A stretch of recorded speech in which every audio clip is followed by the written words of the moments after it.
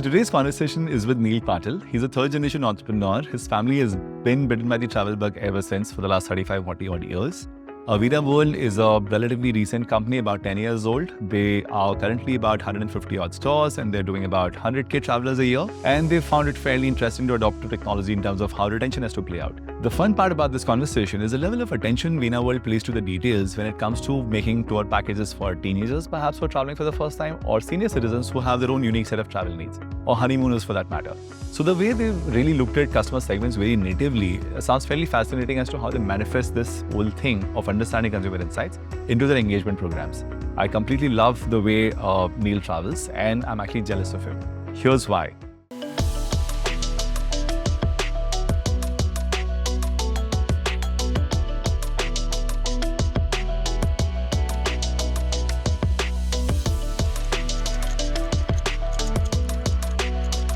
Thank you so much for doing this with us, Neil. Well, thank you so much for having me on the podcast. Welcome to the show. So, first up, very simple, straight questions. How did travel happen to you? I understand the journey was multi-generation. It was probably decided for you before you were born, but it would be fun to hear it out.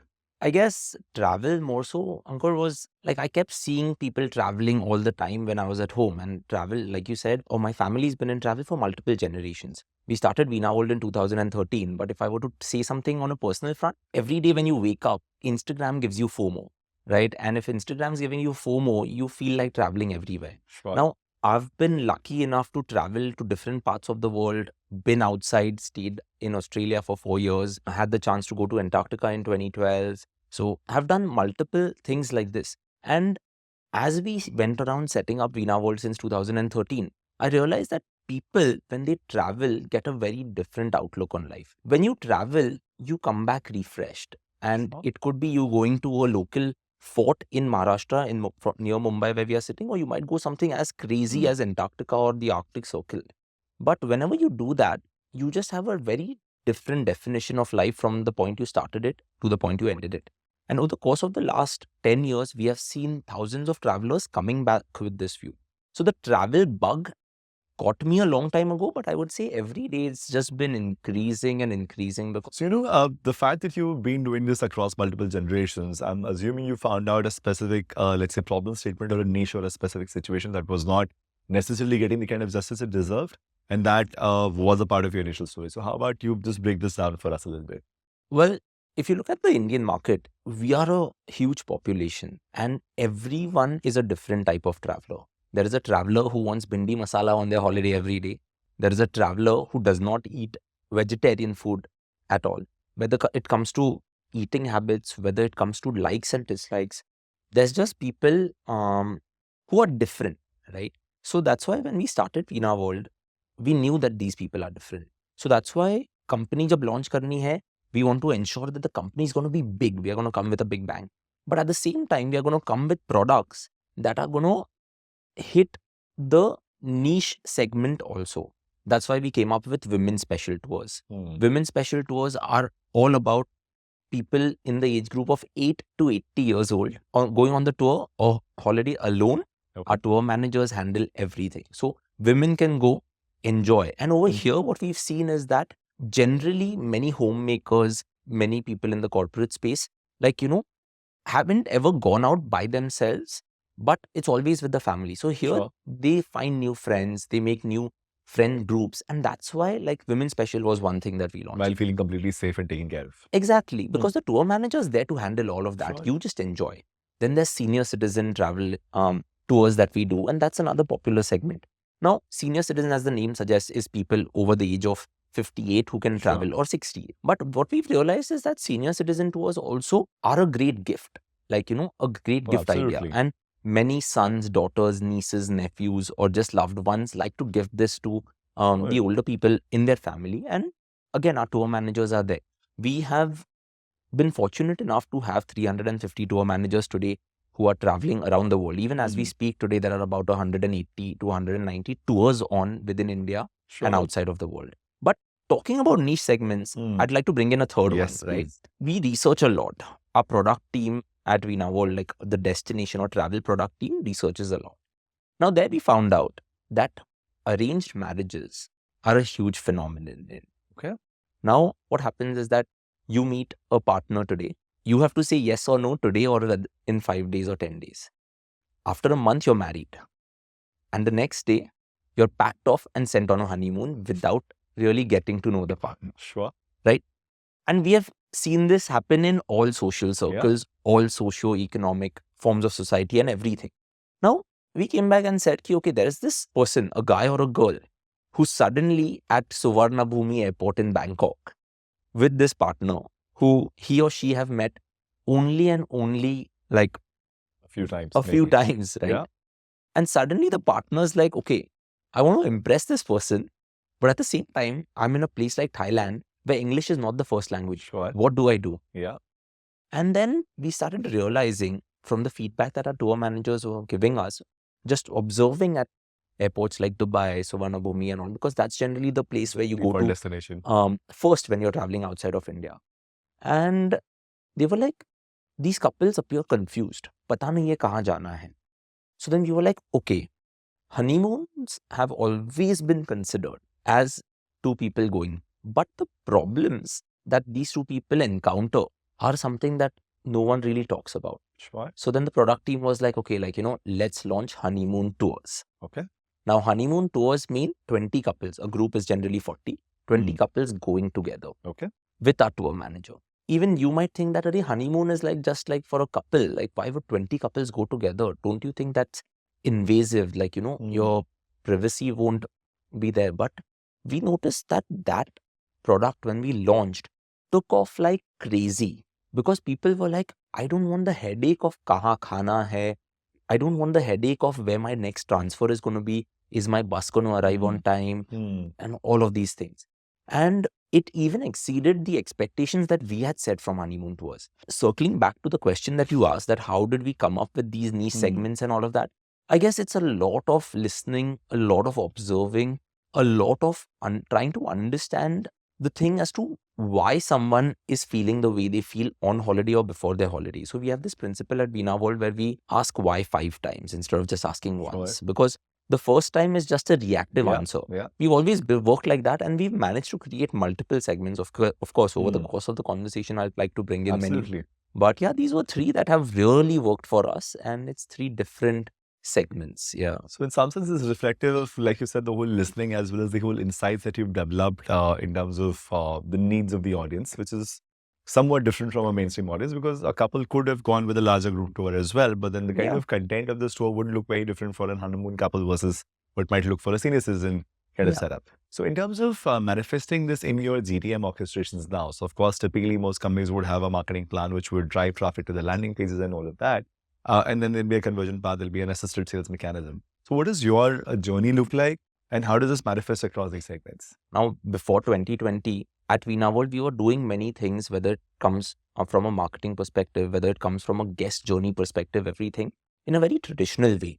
And one of the reasons for that is we ourselves didn't know what was happening, because every day hundreds of travelers were traveling. We were so much into the day-to-day.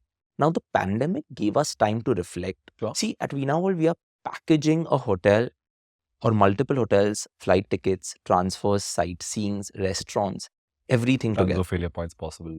Exactly. Tons of failure points possible. Someone might find something in their soup at a restaurant in Kathmandu, right?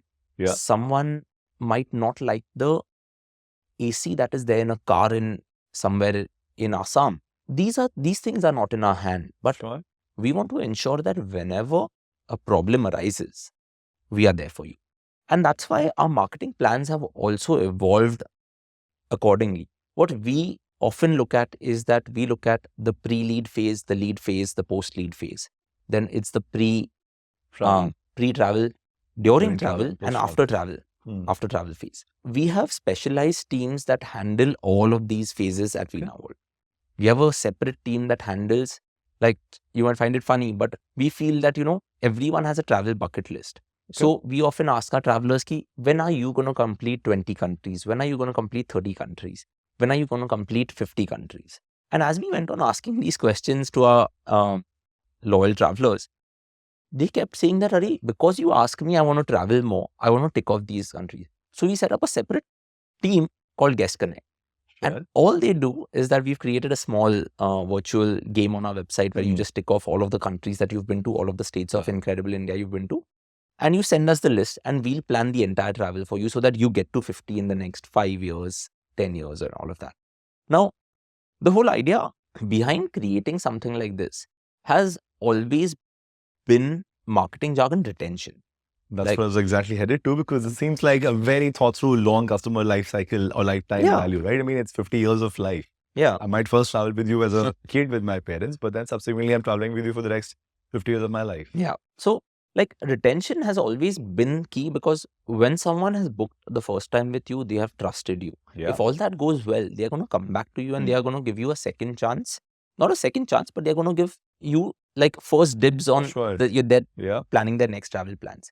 So the ball is in your court to decide whether it really happens or it doesn't happen. And that's why we feel that when we want to retain the traveler or retain the guest, before 2020, we were in a different space. But after 2020, we came across multiple tools. A lot of it also had to do with you and your team also, where we understood how we can reach different audiences in different ways. Otherwise, earlier it used to be, chalo, SMS blast page dete hai, email blast page dete hai, and all of that. And for me, it's very critical when you look at top of funnel, that I, as one of the founders at Veena World, I'm in touch with every guest. And if I have to be in touch with every guest, how do I do that?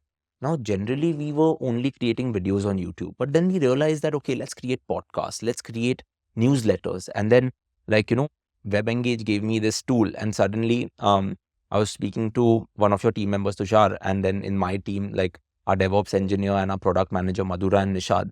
When we were evaluating that, I was telling them that, oh God, Nishad, Madhura, you've given me like this tool where I can send out newsletters to someone every day to different audiences and personalized ones. And when we started doing that, we realized that people also want to have that conversation. People write back to me saying that, what you said over here, I didn't like it in this podcast. Okay. And people then started giving us many ideas. And then what happened was Veena World went from being a transactional company to a relationship-driven company.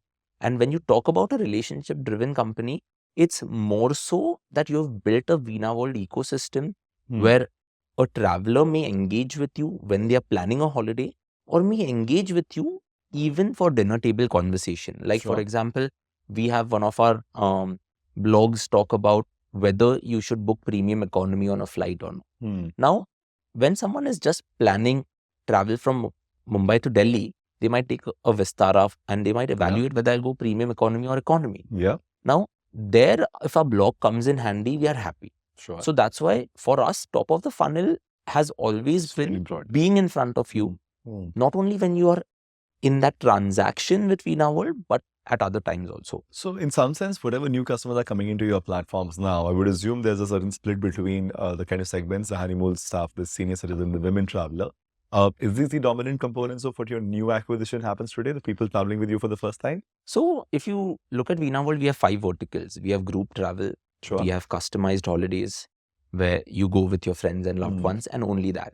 Group travel is a group of... You'll curate the whole thing, but there's no group involved. It's just customized is you going to Maldives, you going to Japan with your friends and family. Then we have MICE, meetings, incentives, conferences, exhibitions, or corporate travel. We have inbound, which is a big part of our business. Like, people from outside of India coming into India. And we have foreign exchange. Now, we wanted to create a model where group travel starts working in a way where we are able to replicate great experiences for travelers on every tour, but without like us being like hands-on everywhere, right? But still give that experience to the travelers. So we discussed the senior special segment earlier. There we will be attracting senior citizens. So in some sense, it's got a blend of customization, but in the group travel format. Yes. So then once we realized that, okay, group travel, we know what is working, we decided to venture into corporate travel and MICE. And post the pandemic, we have seen like a 10x increase in our corporate travel segment, just because we wanted to crack that first and then enter it. Within our group travel segment, we realized that, grandparents always like to spend time with their grandchildren. So we were like, okay, parents, you only book the travel, but let the grandparents and the grandchildren go out and do something. Why not? Then we had something that came up for treks and hikes, solo travelers or something. What's So interesting to me is all of these different segments keep emerging, but somewhere there's a life cycle that the consumer is going through, and you're also discovering more and more about them as they choose some of these things, right? Yeah. Because if I've chosen and gone this path, then my next action might be very different from somebody who's entered from this path and taken the next step. Yeah. So now the manifestation of this insight to say that, okay, these are all the 20 different products that I have. They all get launched. They probably get launched to my new acquisition as well as my existing customer base. How do you then manifest or translate this into what's going to scale and what's going to die? Because you might have launched 20 products, and I understand that that's the language you're using for travel offerings as products.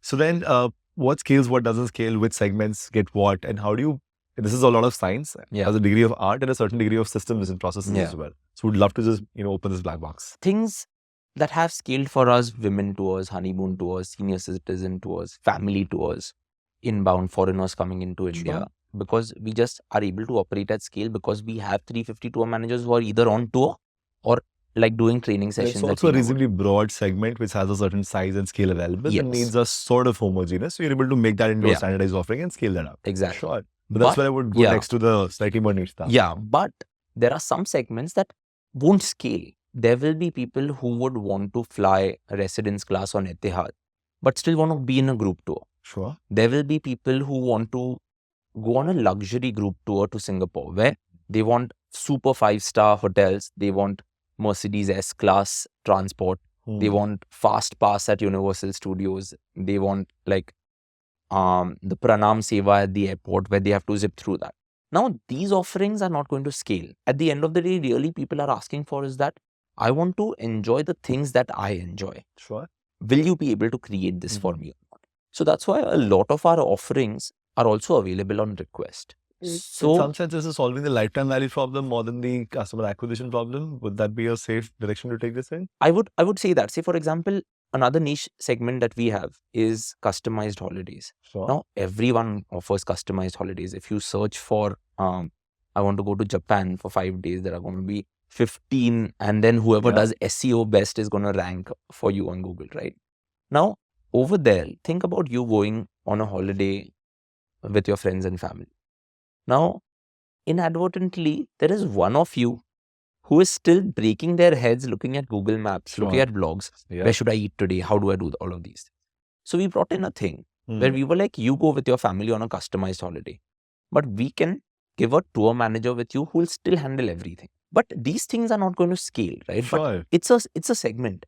But now what we've done is we've created journeys for these travelers where we are only talking about experiences that you should enjoy and when you should plan your next holiday. And then the targeted communication that today we are able to do to these audiences through newsletters, through WhatsApp messages, through targeted WhatsApp groups that we may have created, because WhatsApp is very prevalent in India, right? So it's constantly keep telling you like what Instagram does, right? That okay, there is this thing that exists and you can do it. So that that matures maybe after a 9-month period or a 12-month period. Like one of our travelers who traveled on the residence class on Etihad, we had told them about the residence class a year ago, and then after a year, they met us and they were like, you told us about that residence class, and we want to try it now. Yeah, absolutely. What I hear you say is you're selling actually the travel experience, and Veena just is the enabler. You're not really the destination. The Eiffel Tower will be the same whether you go with Veena or with someone else, but the fact that this will be enabled very seamlessly is where your play comes in. So now, coming back to the several macro level pieces on just the retention and lifetime value and those components in your business, you spoke about the metric around one large trip and multiple small trips and the different customer segments. What do you define retention as in your world? And how do you measure it? How much do you obsess over it? Is this something that you think on a daily basis from a marketing and communication lens? I would imagine service lens, by all means, you will make sure the service is great. But beyond that, how does it look? I won't say retention is super important for me. Har roj subah aake I ask what conversions kya hai and all of that. Because I have conviction in the marketing strategy that we have created, that retention will work if you keep the ball rolling. Sure. If today I stop doing any of the content pieces that I'm doing, whether it's a newsletter, whether it's sending WhatsApp stories or something like that, or creating the journeys that we are creating, then retention is going to stop. For us, metrics that we look at when it comes to retention, like, someone coming back to us, is that in a year, how many tours has someone done with us who previously used to do multiple tours in a year? For us, retention is also something where after someone has come back from a holiday, like earlier it used to be someone will inquire after 9 months or a 12-month period to come, like for another holiday. Now that time has decreased, right? So we start looking at metrics where we call it time of arrival to next inquiry period, right? That interval is shrunk. Yeah, that has shrunk. Because when you come back from a holiday, yeah, you're tired, you want to go back home and all of that. But next day you open Instagram, FOMO वापस हो गया. Now, when something like this is happening, like we are like, if someone else is giving you FOMO, let us give you FOMO. Na? So Sure. That's why these moments that people have on tour, that photos and all of that, we often like to put it in our system where if someone has come back and inquired, our team members will also see the traveler timeline. You've traveled back in the day with one of our the tour entire managers. travel history is available to the travel expert. Yeah. I find it powerful. So retention becomes important retention becomes important when you know that you have 600 competitors and not 6 competitors. Sure. That fuels you to not stop doing what you're doing. And then if you're able to create this entire ecosystem, then you're always in front of the user. Like, when you go to the cinema, popcorn is in front of you. You have to buy it. This is looking at right? Similarly, over here, what we are trying to create is we are trying to create an ecosystem. We are trying to redefine travel in such a way that you start valuing the experience over the budget. Because we've seen many people value the budget over the experience, and when they've reached the destination, they have not had a great experience. And this then sucks because you save pennies but screwing the experience. And what I'm now trying to zoom into is this whole part where you said that retention is a default outcome of a great experience to start with. Now, which is where when you said there's the guy who's the so-called scout in the family is having a better time, automatically he'll gravitate towards continuing with you subsequently. And you made some interesting points around frequency. So now there's a degree of change with so-called revenge travel here and there. And there's also relatively recent news around airfare shooting up. So what's this whole scene on frequency across each of these segments, and how does that translate into choices that you're making on communication or sales? Before the pandemic, people used to travel on one long holiday every year and one short holiday. Now, going from one long holiday to one short holiday, now we are seeing people travel on one long holiday and traveling on 4 or 5 short holidays because long weekends are a thing. Sure. Everyone realized that video conferencing can work in the pandemic, right? Because that's why Zoom played a huge role. Today, we are sitting across the table over here, but we realized that, okay, if we wouldn't have been able to meet, we would have probably hopped on something and still done this. Gone are the days where people think that, oh, Monday to Friday, I am going to be in my city, I'm going to be working. People nowadays, earlier people used to fly Friday evenings. Now people fly Thursday evenings. People fly Wednesday evenings because they want to take the entire weekend. That's why you see flight price parity now between a Friday night and a Thursday night. Because airlines have also realized that why should I price my ticket Thursday night cheaper than a Friday night, because these people are also traveling. And that's why generally any party I go to, any social gathering I go to, everyone comes to me and is like, Neil, please tell me one thing. Are flight fares ever going to come down? And in my opinion, gone are the days of where you used to get 100 rupee fares or 400 rupee fares and all of that. Now, flight fares are always going to keep increasing. You have to decide when you want to travel, when you don't want to travel. Some people like to travel peak Diwali. Some people like to say that, I don't want to go during the cherry blossom to Japan, but I want to go during the autumn colors. So it depends on what kind of traveler you are, right? So it's always been like that. And then depending on the traveler you are, you come into a segment that we have created at Veena World, right? You could be someone who would be residing in Pune and you like food. So all of our tours which will have local delicacies will be ones that will targeted be at sent to you. you. So if we create a podcast or a reel on Instagram, we'll send it to you in a newsletter or a WhatsApp to just remind you that, okay, this exists for you. Sure. Because even the 40 people who are traveling in a group, their tastes are different. But that's why we have also kept evolving our products. Today, if whenever, like, it's a misconception that on these group tours, you only get Indian food. We get a lot of travelers who come on our group tours and only eat local food. So that has also been working. So post the pandemic, people are traveling more frequently, which means that we are able to put people into, or travelers into, different segments, more micro Accurately. segments. But that has helped us because that means I'm able to send you the info that really interests you. Sure. And that has increased click rates for us on our website and newsletters. That has increased the number of people writing back to us with queries and their own stories. The more stories that come in, the more reviews that come in, the more photos that come in, it sort of builds credibility also for us, because I will always tell you, Veena World is the best, right? But when your friend tells you, you will believe that friend absolutely. over me, right? So that's a new customer to the advocate journey. So within this whole world of frequency and the part around the one big trip and multiple short trips, and you want me to, let's say, you want to own all of those 5 trips. Yeah. What is the kind of user journey from a communication lens, from the engagement lens that you'll play out to make this happen? It's communication at the end of the day, right?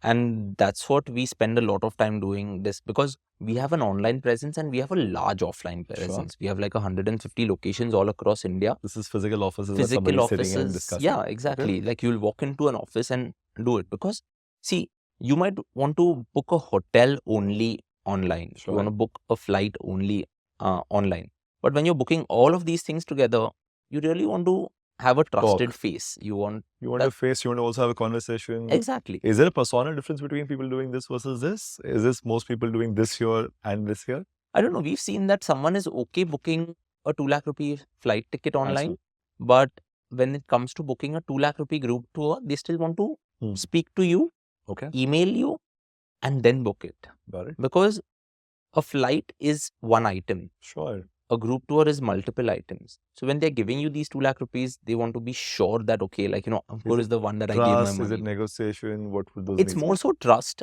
Yeah. See, India has always been a budget conscious market, but we've seen that more and more people now are giving importance to safety, security, and then the experience over the budget. A certain level of quality expectation. Yeah, I don't want to be surprised by a poor bedsheet in my hotel. So if it means some premium, I'll pay it. Exactly. And you are seeing that all across. Today, if you order something on one of the e-commerce websites, you are okay paying 29 rupees for same-day delivery. Yep. Although, like, you getting it same day or tomorrow is probably... So in some sense, there's a fair-sized audience for the premium on expectations. Yeah. And that's where you need to be at the top of your game. Yeah. Now, back to the question of this being the discerning audience you're trying to cater to, how do you keep him coming back to you from a communication lens? See, now from communication lens, you have to look at the funnel again, right? Top, middle, bottom. Sure. Now, the top of the funnel thing is me just giving you information about travel that you may need, or it may hit you at some point. Inspiring and you to travel, basically. Like, I was on a flight the other day and I was like, why does everyone stand up the moment the plane lands? Sure. Right? I know what's the big rush. I'm just like, I can see all consultants over here and everyone is standing and just like waiting. So then I was like, okay, like, chalo ispe podcast karte hain. And we just put out a podcast. All of the top of the funnel items are like just creating things like, we did something, did a piece, or did Neil Patil on top of the recall for the audience that is engaged with you. Exactly. So I'm in front of you all the time.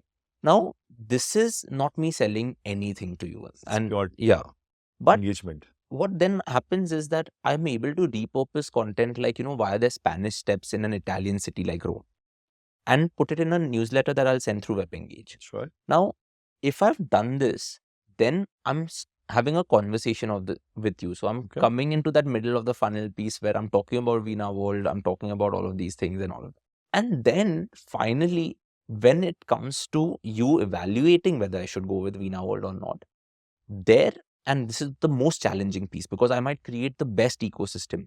But when the call comes in, or when someone walks in at one of these 150 locations, how they are greeted, whether they are offered a tea or a coffee, whether they are like welcomed in the grand way, that is possible by that team member makes it or breaks it. That's an operationally complex task to imagine, right? Yeah, because you can't keep training everyone that say namaste, namaskar, whatever, right? And you will always find it a challenge in India because we are such a big geography that Hindi may be the national language.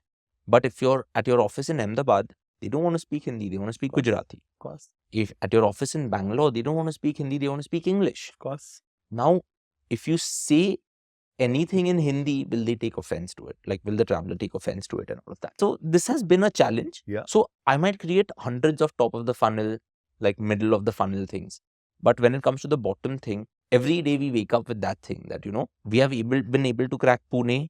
Now, how do we ensure that this Malad branch office that we may have also starts increasing their numbers or increasing their conversion where, like, we are doing this. So that's why we've created certain segments on WebEngage for our internal communication also.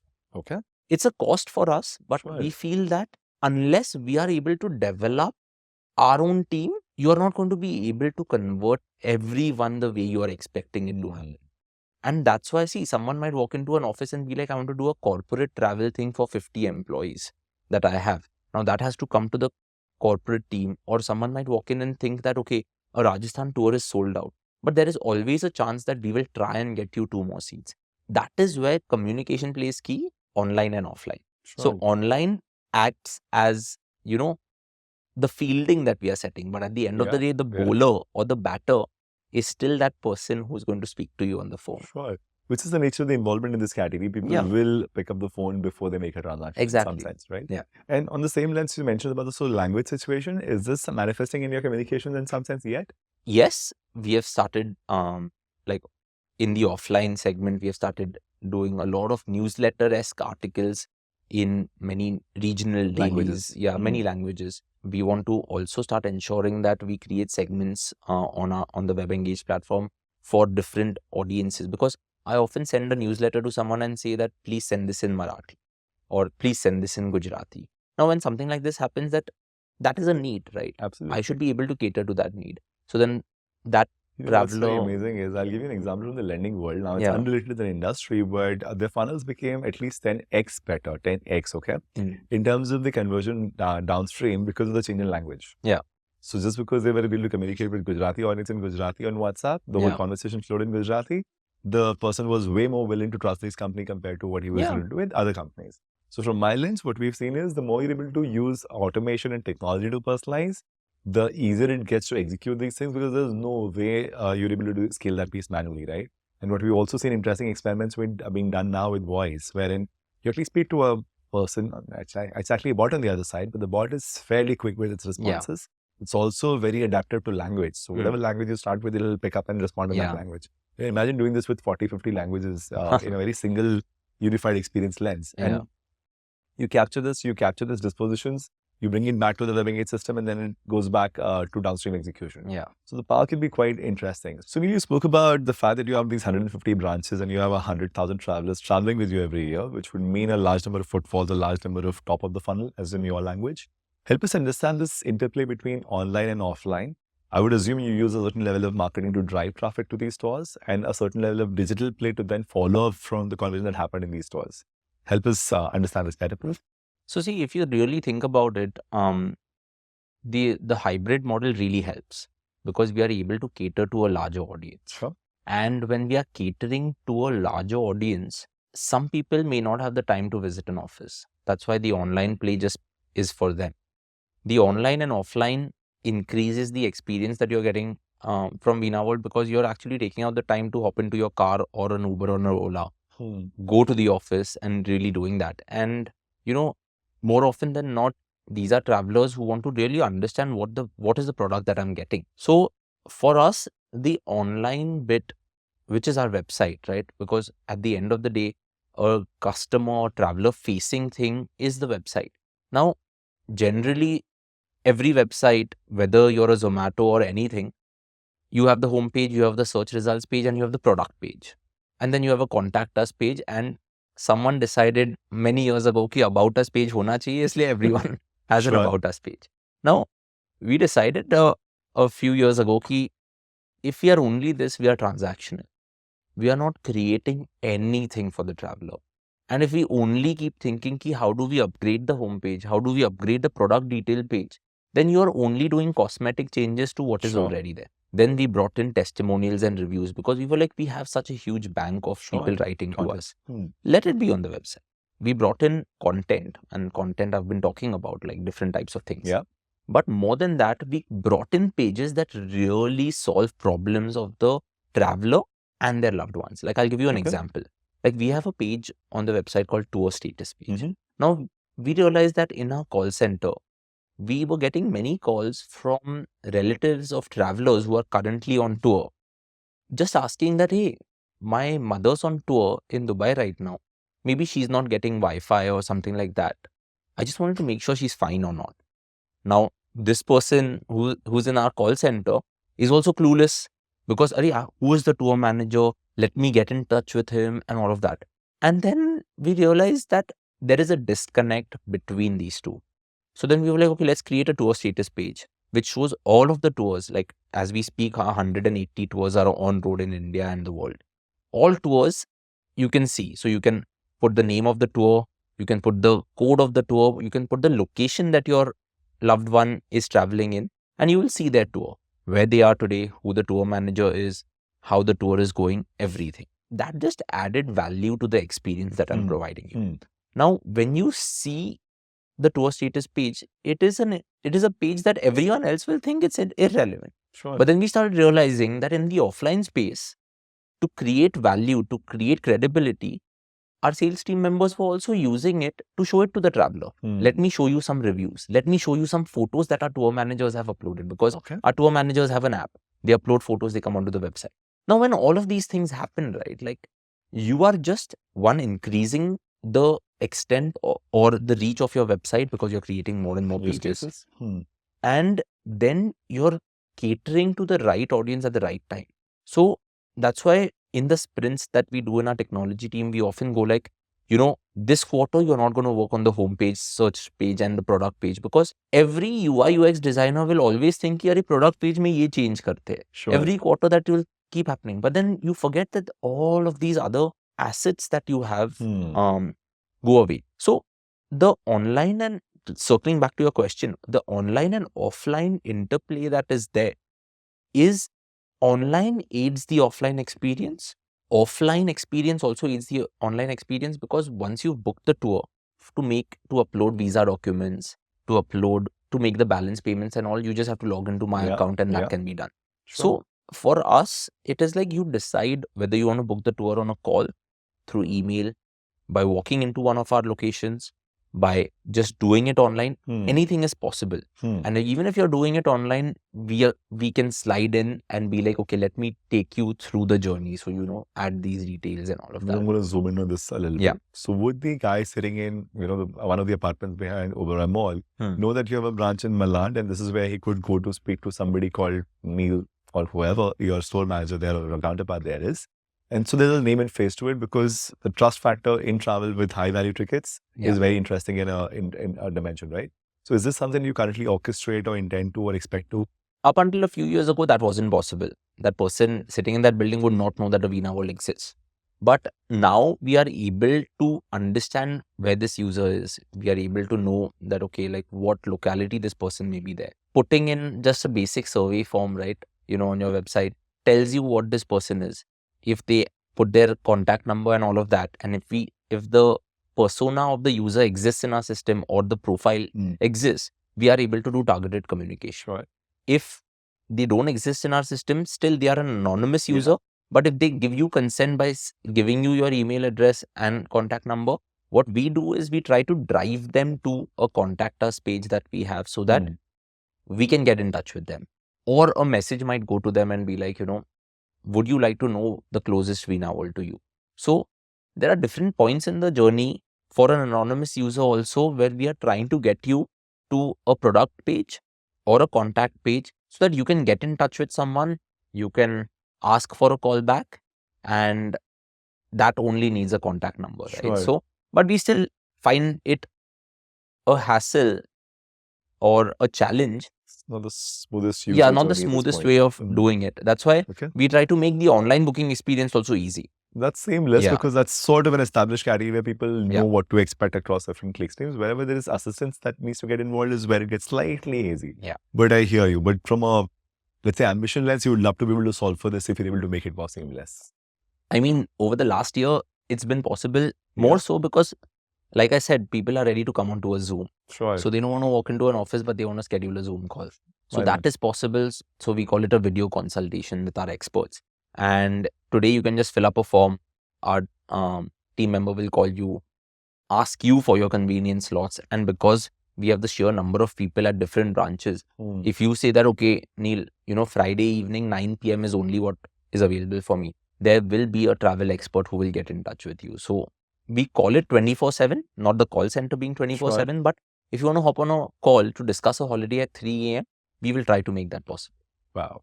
That's quite amazing. So in terms of just the backend infra that you have to make all of this happen, and I will segue this into the content strategy side of things as well. Now you have all of these tour operators or tour managers, you said, who are out there along with the groups, who know the ins and outs of that destination, I would assume. Yeah. And then you have these travel experts who are sitting on these desks who are actually having the conversation with customers.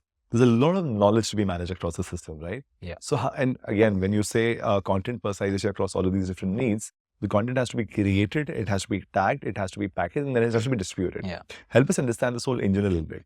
Well, when you're building the ecosystem, you have to start somewhere. But you have to make the team also believe that everything is possible. Sure. So in the pandemic, when travel was not on, we had a lot of free time on our hands. So we started doing podcasts. Then a little bit into doing podcasts, I realized that, okay, this is a good mechanism to put out there. And not only for the external audience, but for the internal audience also. Then the first challenge over there was making the team believe कि हम लोग ये कर सकते हैं. So that's why I was like, okay, podcast शुरू कर दिए. Travel, Explore, Celebrate Life is our podcast. Me and my co-founder Sunila, we sit down and we do it. But that was a weekly podcast. I was like, बड़ा challenge लेना है. So I told them daily podcast करना है. Okay. So, okay, daily podcast करते हैं. Know the Unknown, where I tell you something that you probably don't know in under 3 minutes. Sure. Like topics like, what is that beeping sound on an airplane after takeoff? Was something like that. Or a topic was like, why was the Wankhede Stadium in Mumbai built? So we created the podcast 365 days of the year, every day a podcast was released. Wow. Now doing that execution was managed easy. What seemed like a challenge on day one, 365 days of the year, the team is like, chalo aur podcast to ho gaya. Now you have 350 tour managers. Now if I'm creating content called Know the Unknown and Travel, Explore, Celebrate Life, I can multiply that or amplify that 350 times if my tour managers became influencers. Sure. And our tour managers have a wealth of information, but it's all over here. Absolutely. Bringing that outside becomes difficult. Now all 350 tour managers may not know each other. So tour manager who, let's say tour manager A, may find it awkward to go ask tour manager B कि अरे मुझे Japan के बारे में information they. But this tour manager B might have such a wealth of information where, Indian travelers think that Japan जाना है मतलब sushi खाना है. But tour manager B knows that Japan जब आप जाओगे, you can eat sushi, you can eat okonomiyaki, you can eat ramen, you can eat udon noodles and 100 other things. Sure. So then we were like, how do we solve this? So we created a third podcast called Chalo Bag Bharo Nikal Pado, and that was more of a YouTube podcast. And this was just me extracting information from our tour managers so that other tour managers can hear. Okay. And we just kept creating content like this. Pata nahi kya hone wala hai. Knowledge that's available in-house practically because these are all your employees. Exactly. And you get this out and now this is available for internal as well as external audience. Yeah. And then creating content is just going to sit there. Right. But we were like, now everyone knows that we are creating content. Of course, when you release your first episode, you have your 5 listens, right? Sure. Like your parents have listened to it and your team has listened to it. But when you do 100 episodes, now we've done like more than 800 episodes all across Spotify and all of that. Friendly to content. So we then started doing that. How do we put these podcasts on the tour manager's app so that if a tour manager listens to or wants information about Barcelona, and they just search for Barcelona, all the content that we have, whether it's blogs, YouTube videos, Instagram and all of that should come over here. Sure. So every day we are building newer And have tools. you considered taking this to your customers across all of these channels? So if I'm saying Barcelona on WhatsApp to Veena World, yeah, that's the dope that should come back to me, right? see, every podcast that goes onto the website, and every podcast also becomes a content that can be used in one of the journeys of web No, and engage. not just the full podcast. You'll break it down to 20 different things, make Exactly. repurpose content out of it, and that's like a wealth of information. Yeah. You can also translate that into multiple languages and utilize that across more channels, right? Yeah, because today we are using content about India to attract foreigners also to come to India, Sure. right? And that is one of our big businesses where foreigners are coming in and like, looking at some podcast somewhere, some YouTube short somewhere and coming in. So the podcast is now replacing that long, fat, lonely planet book now. Huh? Yeah, like foreigners carried around. exactly. So it's very powerful from a lens that one, this is long shelf life content. There will always be people traveling to Hampi for the next several years. Yeah. And some of the facts about Hampi, about the history, about the culture, about the thing, will not change. Which means it's not topical content that to keep creating every week. Yeah. But once you've created this large repository, you keep funding your entire marketing engine for a fair bit of time to come. Yeah, and then different journeys, right? Like I could talk about Pune and food, and then that Pune. No, there's infinite room for content. Yeah. And suddenly, when you translated those 350 tour operators to become content creators, they have their own stories, which would. I mean, Japan has multiple cities to travel to. Yeah. Each city has their own story, and each city could actually talk about a lot of nuanced content, which is not otherwise available. Yeah. So to me, the part that content origination, which is the harder part, because you don't have always the depth available, that's a solved problem for you. Now it's just a matter of packaging and distributing it effectively, which is also an ongoing evolution because you've probably been doing 6 on 10, 7 on 10 already, but there's always these 3 more things you can do with content. So that makes it extremely powerful. Back to this one little thread around just the audience segment with respect to just the money side of things. Is there a fairly diverse set of price points / budgets per person that you operate at? Or is there a, let's say, accumulation in one specific thing that most people who travel domestically with us would be spending about ₹1,00,000 on a domestic holiday per person? So what does that look like? Let's take Europe's example, right? If you just search for Europe on the Veena World page, you'll be thrown 75 options. Okay. Because we've realized that when it comes to budget, someone is okay spending 75 lakh rupees or 1 lakh rupees and want to tick Europe off their bucket list. Well, 75,000 previously. Now it's increased post the pandemic. Or someone is okay doing a 29-day trip to Europe and spend 4.5 lakh rupees per person also. Sure. This budget idea also keeps changing. After doing the first travel experience that they have, they will think that, okay, I'm going to spend less on my social activities and increase my travel budget. Sure. Then their budget changes. Yeah. Some people do Europe, all countries, like, 10 countries in their first trip. But after that, they are like, this 10-country trip gave me an idea about Europe, which I didn't know about. Now I want to do Italy over 7 days. Sure. I want to do Spain over 9 days. And then they keep coming back. So if you were to just say that, okay, like Ankur is going to only spend 30 to 50,000 on a holiday and put that in a segment, you might go on the wrong tangent. Yep. And we have seen that, like, so that's why we have always tried to build this narrative where we tell our sales team members and our sales partners that don't think that someone is only in this budget bracket. So the behavior demonstrated with you is not a sufficient indicator for future behavior because out of the 10 things they have traveled, they would have done 1 with you, 9 elsewhere. So you can't use that as a base for subsequent. But is there a lens to capture intent or, just ask me very simply, what is your annual travel budget like? And let me curate the entire year's journey for you. Yeah. One of the other lenses to apply is when you have kids, they have schools and schools have definitive holidays. Now, I might be okay to bunk my office, but there's no way I'm bunking school for my kids, right? Yeah. In which case, my holiday pattern will end up very, very tightly mapped to their summer vacation, their Diwali vacation, their annual December vacation. Yeah. And if I have to make the most of these times and I have to navigate those options, right? If I have to do India versus international, that's any point of time there are 10 different things to be done and available. And I might have a broad sense on what I'm okay to spend for the year. But beyond that, there's too much research to be done. Now, I discovered for my December that there's no Bombay Srinagar flight, there's no Bombay Guwahati easy flight, there's no Bombay. Couple of more such similar destinations. And like, dude, why is there no better connectivity? If you have to hop, you waste 1 day in and out. Yeah. So I'm trying to understand when you look at a customer, when he comes to you for the first time, how do you then look at, okay, he's going to do this with me at least, but then for sure, this is going to engage with me for a longer time. And how do you solve it from a, engagement and comms lens? Because you spoke about the fact that the travel advisor or the expert would pretty much end up in a situation where he's on the WhatsApp of the customer and he'll be in a position to recommend what the next thing he should do. Yeah. So how does it work out? So, after doing so many travelers over the years, we have been able to build patterns. Like, see, earlier it used to be the first trip outside of India would always be Thailand, right? Everyone would be on that Sure. Bangkok flight. But suddenly Dubai and Abu Dhabi have emerged as strong competitors to Thailand. Sure. And we are seeing double the number of people going to Dubai and Abu Dhabi as their first trip as compared to Thailand. Okay. This has made us also rethink our journeys.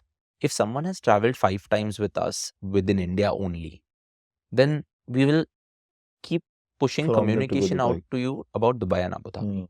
Now, Dubai and Abu Dhabi are bringing out new things all the time.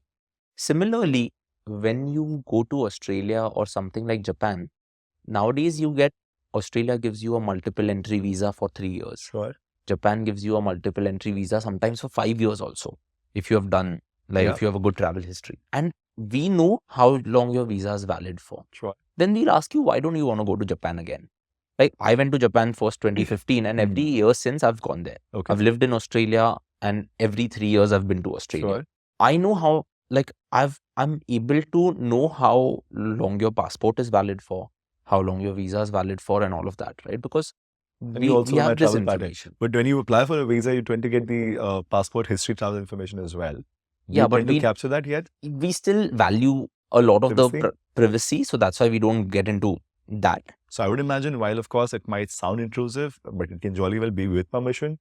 But a good job in profiling might just throw a lot of interesting dimensions. So, I mentioned a guest connect team at Veena World, Yeah. right? A lot of the profiling happens there where we contact the guest where you have done more than 3 or 4 travel things with Veena World. And then we ask them that, would you like to create a travel portfolio for yourself and then build something around it? Because we'll be, and whoever consents to that, we will really... Our portfolio, it's a set of destinations. Yeah, you tell us where you've been, where you've not been. So every time a new launch happens, we will get in touch with you. Not that we'll send you an SMS. Sure. We want to make that very personal. Of course, that means we need more people, right? Of course. But we've realized that then you're able to build that relationship for the long term. Absolutely. And see, you're not going to stop traveling until the end of your life. So you will always keep traveling wherever you go. Yeah. So we want to be in front of you. We want to do that. So to be the de facto travel partner. So if you have a multiple entry visa for some destination, we think that you should go there 2 or 3 times because you don't have to go through the visa hassle. See, in the news, you've heard of so many visa problems happen for so many countries, right? So we sat down at the end of July and we were like just tracking data. And 33% of India travels in the month of May. Like 33% of the number of trips that are done are happening in May, which means everything is loaded. Sure. The system goes for a toss, whether it's consulates, embassies, airports, everything gets loaded. Now, if 33% of India is traveling, capacity to generate visas is also not going to go up. But like you rightly said, that you can only travel during that time. So that's why we often ask our travelers that, see, you want to go during this time, but instead of going here, why not go? Exactly, go here. Right. So Neil, in your industry, like you just mentioned, the month of May being a spike, and likewise at probably the end of December, which is an insane spike. From a data lens, how do you optimize your, let's say, spends or mind share from that lens? Because there is going to be dull period, there are going to be spikes. When spikes happen, everybody wants to travel and everybody also wants to compete very well, right? The CPCs and the PPCs will go crazy. Yeah. How do you look at the data side of things? See, the spikes can happen at different levels, right? If you want to just take an overview, like I said, 33% of India travels during the month of May. But if you think about destination-wise, cherry blossom for Japan is a spike. Sure. Right? The spring and autumn season in Australia is a spike. Okay. The Great Migration in Africa is going to give you a spike. Events like the tulips of Amsterdam is going to give you a small spike. Generally, you have a plethora of destinations that you can promote, right? You knowing where to allocate your spends during that time is essential. That's one thing. Second thing is that 33% of India might travel in May, but will 33% of India book their travel in February? That's not the case. Okay. We have people, we are closer to the end of the year in 2023. We have people who will probably book for next year's November, right? Okay. Because they like doing that. Sure. I often like booking flight tickets in advance for whatever reason. Yeah. Now, they will do that. But there will be travelers who will be doing for tomorrow also or for next Sure. month also. Now, when something like this happens, allocating it in the right way is going to be trial and error. And we are finding that more and more people are booking much later now because they are not sure about leaves. Sure. Sometimes like things change plans. and like, say for example, if the IPL is happening in India and that corresponds to election year, which is going to happen next year, right? Which means a lot of the government organizations are going to work overtime in May during election season. Sure. And then IPL and election season coincide because that's April and May. Then you know that, okay, like, how are we going to ensure that the people who are were supposed to travel in May will travel in April. So then spends have to go there. You look at different geographies also. Generally, if you look at influencer marketing or if you look at like celebrity marketing coming into your ads and all of that, and if you're going to do that during the period of Diwali and all of that, you do it in newspapers or digital, you're going to be lost in front of a lot of the audience because you are just bombarded with ads. And if you open the newspaper on Diwali day or Christmas day, there are 5 jackets. There will be an electronics store. There'll be one of the e-commerce companies. There'll be like a Zomato or a Swiggy occupying the space. And to read the newspaper, you're on page 6. Yep. So allocating spend at the right time becomes a challenge, but you learn every day. Sure. You learn whether advertising on Monday helps or doing it on Wednesday helps. Different cities in India react differently to ads. If you look at a tier 3 city in India, you'll have higher conversion rates over there as compared to an urban population like Mumbai or Chennai or Bangalore.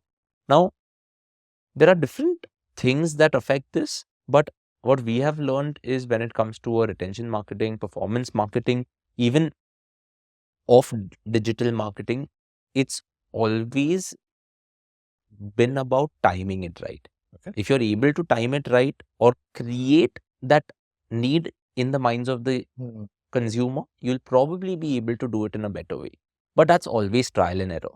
If you think that, okay, I've suddenly got this funding and I'm coming in and I'm going to spend all my funding during the Diwali season, you'll probably be able to do a good job. But after that, what are you going to do? Yep. Because travel happens all through the year. So, yeah, the metrics keep changing. But when you have so many destinations in India and around the world, there's always something that is there to sell. Yeah, in some sense, it parallels between the whole fruit seasons, right? The oranges are available from here in this month, but from there in the other month. Yeah, exactly. Which means you might jolly well just make sure your spends are somewhat more intelligently allocated and not on page 6 during Diwali. Because people are traveling during Diwali and not booking on Diwali. They've already booked. Yeah, so what's the point of absolutely. So Neil, you love doling out content and you love offering tips, and all of that is, of course, focused on travel. But for a moment, if you were to step back and look at tips for user engagement, retention, marketing professionals, what would those 2 or 3 tips be for 2024?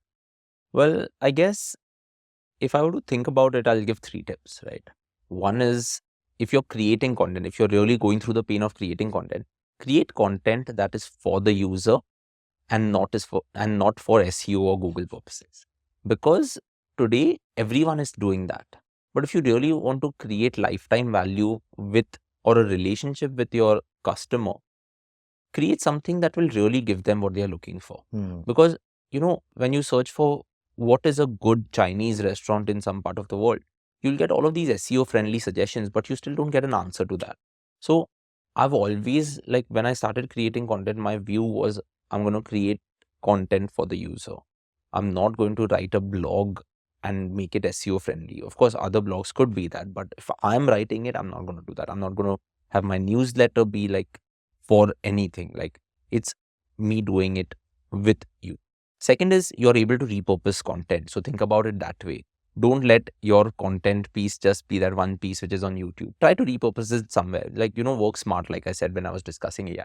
And I guess the third thing is that whether you're creating short form content, whether you're creating long form content, or whatever content that you're creating, don't try to monetize it every time. Because if you monetize it every time, then at the end of the day, you're selling. And if you're continuously selling, then the user is going to come to you the first time, but you will see your bounce rate being very high. Sure. That is why, yes, you can, if you're doing the right thing, monetization will anyways happen. Retention will anyways happen. solve the problem that the user has arrived on the website or your portal or your blog for. And I guess those are three things that I'll really recommend. So, I think the insane amount of content and the insane amount of data that you have available should make Veena World a travel powerhouse. And we wish you all the best for that. Thanks. And we'll continue to play our role. Yeah. Thank you so much for doing this, Neil. Very exciting conversation. Thank you so much. Thank you so much for having me.